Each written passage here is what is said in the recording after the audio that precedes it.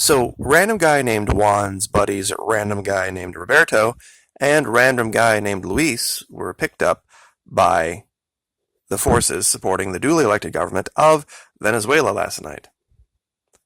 If you or I or any other person in the United States of America were sitting around plotting and planning the overthrow of our duly elected government, whether we agree with it or not, and we had weapons in our possession doing so, and there had recently been assassination plots against our leader, you can guarantee more than likely you would be getting a visit and you would be picked up.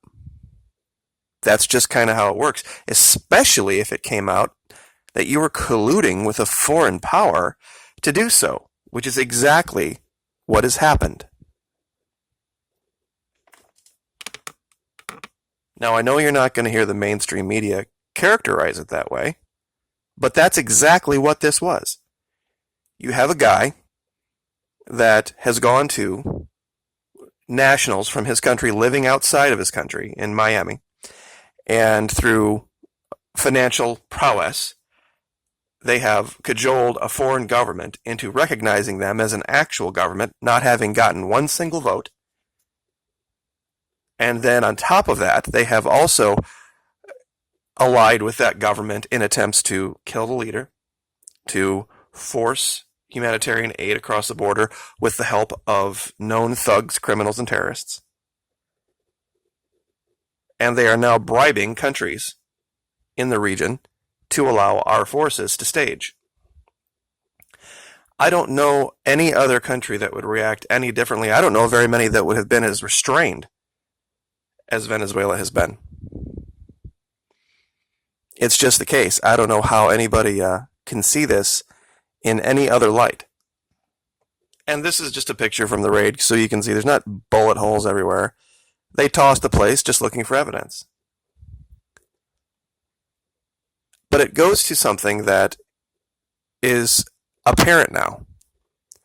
DC is a complete and total and utter joke and a failure.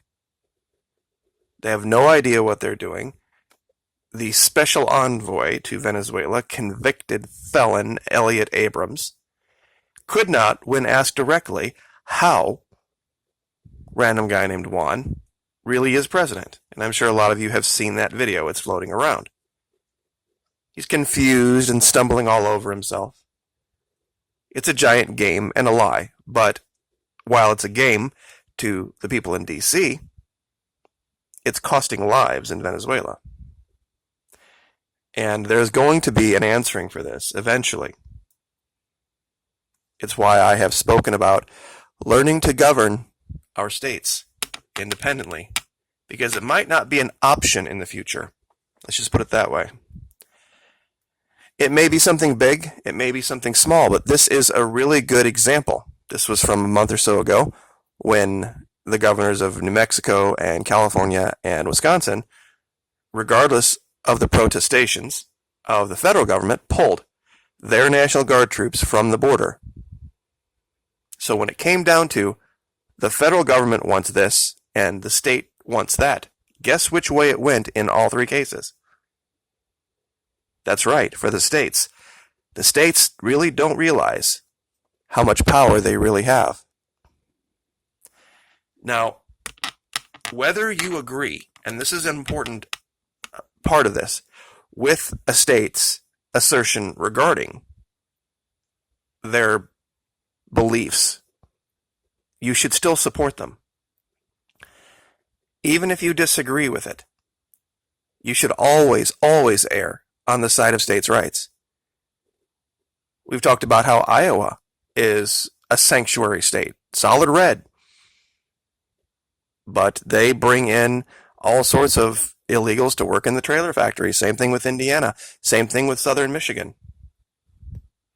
So they have an interest in that cheap, off-the-books labor, as do a lot of states. And I think, personally, it should be up to each state. And if you don't like it, no one forces you to live in any state. Sometimes it's a small thing, well, depending on your perspective, a small thing. Like here in Arkansas, where the governor signed a truth in labeling bill.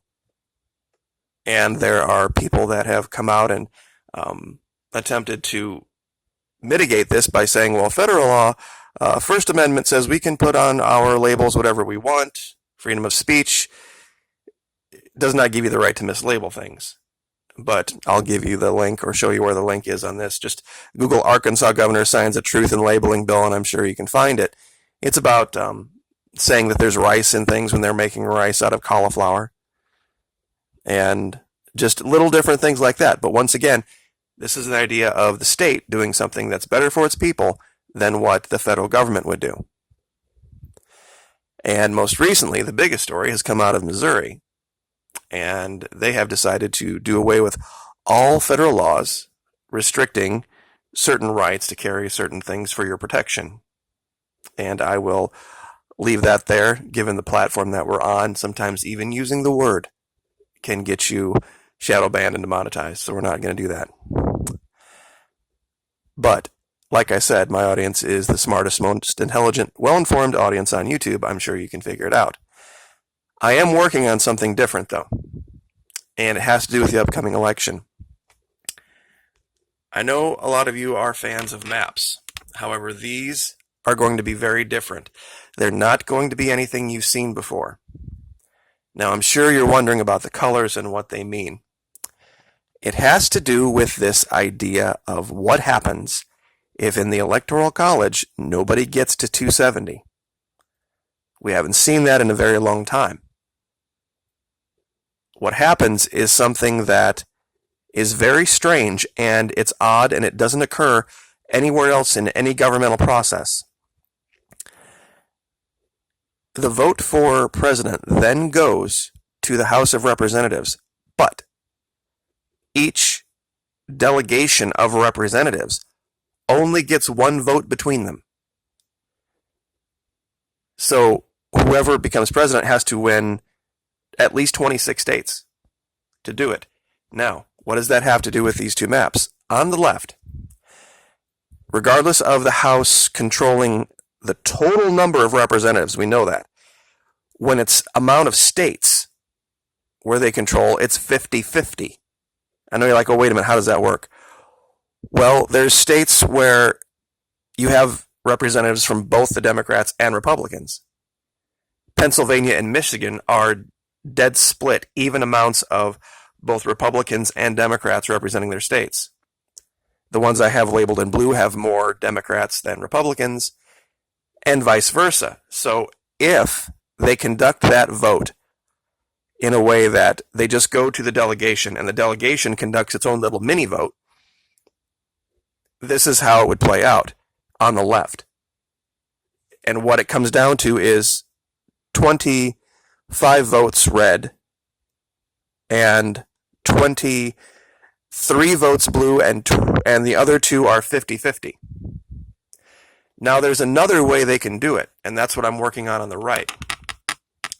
It could be that singular vote that each state gets is voted by the senior representative from that state.